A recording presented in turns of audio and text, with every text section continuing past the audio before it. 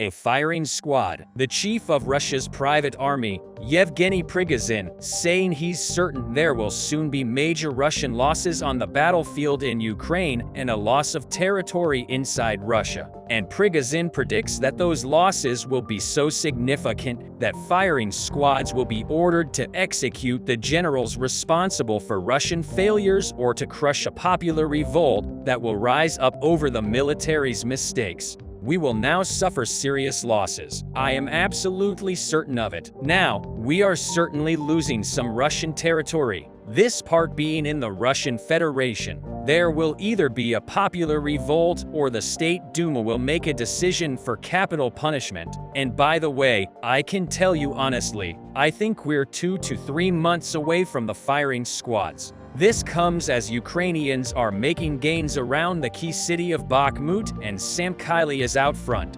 Ukraine's 3rd Assault Brigade is in action near Bakhmut and they claim they are making advances around the city. But their attack is dependent on Soviet-era weapons, modern equipment from the USA, and NATO is apparently being held in reserve for a Ukrainian offensive. Do you have a name for your grad? Is it good enough for this fight? Ukraine gets no help at all with aircraft. Not so far. This Soviet-era helicopter is ancient, but in combat almost every day, flying dangerously low to avoid missiles and Russian jet hunter killers. These aircraft will fly more sorties as fighting intensifies in a relentless cycle of war. Ukraine has now got added rage at what it's calling a Russian ecocide. This part of Kherson has suffered Russian bombardment across the river for months now, near total destruction from upriver. Russia is widely blamed for the collapse of the dam at Novokharkovka, which has been under its control since March last year. Civilians who survived the Russian occupation of their town and an offensive to free it are now facing down a new horror.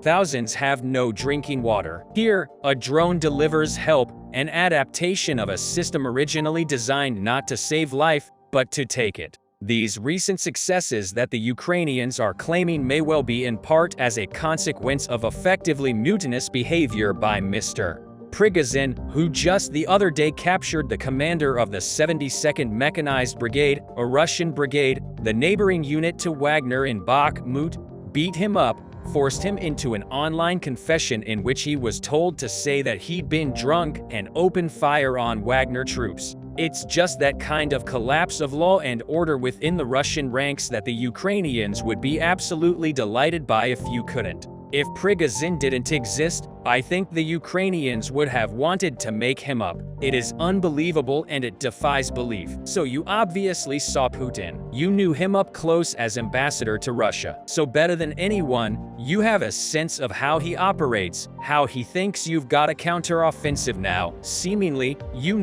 in full swing. You have attacks on Russian territory. I think from his background and his training, going all the way back to his KGB days, he would never show it. The more difficult it gets, the cooler and calmer he will try to appear, but he is under enormous stress now, and there's no doubt about that. Secretary Blinken recited in a speech last week in Helsinki how this war has been a strategic catastrophe for Putin and Russia, and day by day, whether it's the dam collapse, whether it's Prigozhin, the head of, as you accurately described it, Putin's private army, talking about senior Russian generals being executed. This is calamitous for Russia and for Putin. They have been around, and it's a growing cascade of crazy statements. By Prigozhin, I mean, months ago, he was calling the Minister of Defense and the chairman of the Russian General Staff cowards and traitors and their children, cowards and traitors. And it's just been a further escalation. Every time he speaks, there's something more outrageous that he says in part to get attention. But the important thing to note, Aaron, is how dependent Putin is on him. Now, you described in the opening of this segment,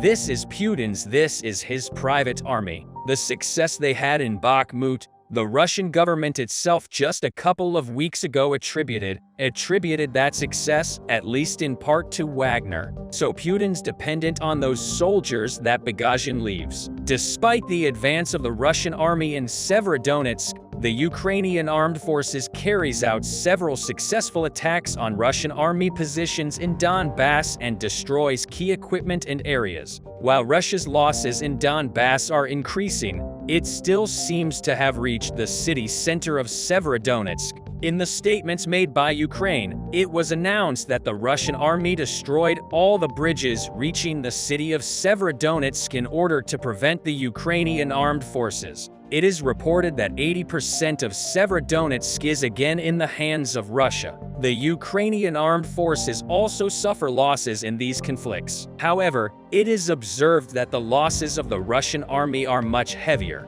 Russia has to give up a lot in order to take over the city. The Ukrainian armed forces dealt a heavy blow to the Russian army by hitting 4 Russian ammunition depots and command centers in the last week. 3 Russian ammunition depots and a command center post were wiped off the map within 24 hours in the intense attacks launched the previous day. After a series of successful Ukrainian attacks, the Russian ammunition depots are burning into a fireball in a second and third wave of attacks. Buildings in large Russian ammunition depots were destroyed by the explosion of ammunition. After the relentless bombardment, only the bare infrastructure of the warehouses remained. The soldiers of the 44th Artillery Brigade of the Ukrainian Land Forces carried out a second attack immediately after the first attack. In a statement, he stated that they discovered the warehouse that the Russian army used to facilitate bombing the villages in the region, and that they carried out the attack and destroyed the warehouse. The attack was carried out with the help of aerial reconnaissance of the 81st Aircraft Brigade of the Ukrainian Air Strike Forces. In addition, the Ukrainian Army Eastern Operational Tactical Group destroyed a Russian observation post and 2 ammunition depots in eastern Ukraine. Together with this, a Russian-backed command post in Rubigia used by Chechen fighters fighting on behalf of Russia has been targeted by the Ukrainian armed forces. In addition, the 80th Air Assault Brigade destroyed the base of the world-famous mercenary group, Wagner Group, which was operated on behalf of Russia. As for our special forces and our artillery, we have 3 examples of their coordinated work. They attacked a Wagner PMC base in Stakhanov. Only 1 person survived there. Luhansk Regional Governor Sergei Haidai said in a statement. In total, 3 ammunition depots, 2 Russian outposts and a Russian mercenary base were destroyed in 48 hours last week. The head of the Luhansk region also said that a group of Russian soldiers meeting at the House of Chemists was eliminated. Russia paid the price of these losses in the region, and the Russian attacks in the region were interrupted to a great extent. However, Russia's progress at the moment has come as the war turned into a reciprocal arms conflict where it was a little more advantageous for Russia. This was the main purpose of the Russian army when withdrawing from Kiev. The Russian army, which was spread over a wide area, lost control while fighting in different regions and had to return with losses without making any progress. The main reason for the start of the Donbass operation was that Russia used its weapons more effectively in a smaller area, and the Russian army acted more organized and used its high-tech weapons more efficiently. At this point, the war in Ukraine, which is almost in its 4th month, has now completely turned into an artillery war.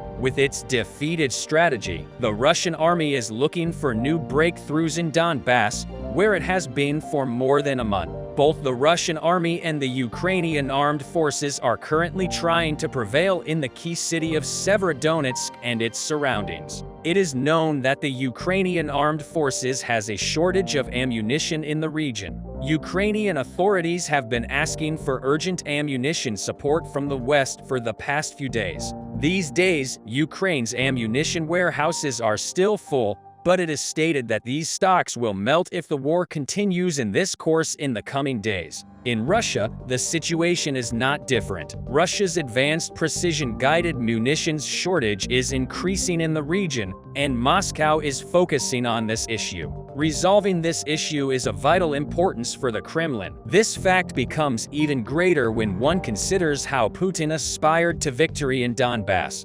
Ukrainian armed forces, intense street-to-street fighting with Russian forces around Severodonetsk continues, with both sides likely suffering large casualties. According to British military intelligence, Russia is firing with artillery and air capabilities to defeat the Ukrainian defenses. There is a downside to these intense attacks because, even if the intense ammunition used suffocates the Ukrainian armed forces, it also ensures that the Russian stocks are rapidly depleted. Currently, 70-year-old T-62 tanks are used in the Russian army. The Russian army has launched more than 2,600 cruise missiles since the beginning of the war, and now its modern missiles are exhausted. Since April, Russian medium bombers have launched heavy anti-ship missiles against ground targets, possibly launched from the 1960s era. Kh-22. These 5.5 tons missiles were designed primarily to destroy aircraft carriers using a nuclear warhead used in a ground attack role with a conventional warhead.